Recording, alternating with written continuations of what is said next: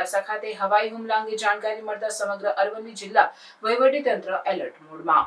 અરવલ્લી જિલ્લાના મુખ્ય મથક મોડાસા ખાતે આવેલ પોલીસ ક્વાર્ટર ખાતે સાંજે 6 વાગ્યાના અરસામાં હવાઈ હુમલો થયો, જેની જાણ જિલ્લા કંટ્રોલ રૂમ તથા પોલીસ કંટ્રોલ રૂમ ખાતે ફોનથી મળી હતી.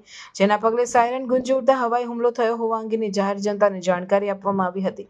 સાયરનના સંકેત મળતાની સાથે અરવલ્લી જિલ્લાના નાગરિકો નજીકના સુરક્ષિત સ્થાને પહોંચી ગયા હતા. મોડાસાના પોલીસ ક્વાર્ટર ઉપર હવાઈ હુમલાની જાણકારી મળતા સમગ્ર અરવલ્લી જિલ્લા વહીવટીતંત્ર એલર્ટ મોડ પર આવી ગયું.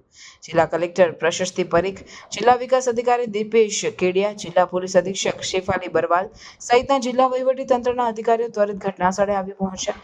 ગણતરીની મિનિટોમાં જ ફાયર ફાઇટરની ટીમો તથા સિવિલ ડિફેન્સની ટીમો, એમ્બ્યુલન્સ વગેરે પોલીસ ક્વાર્ટર ખાતે આવી પહોંચી.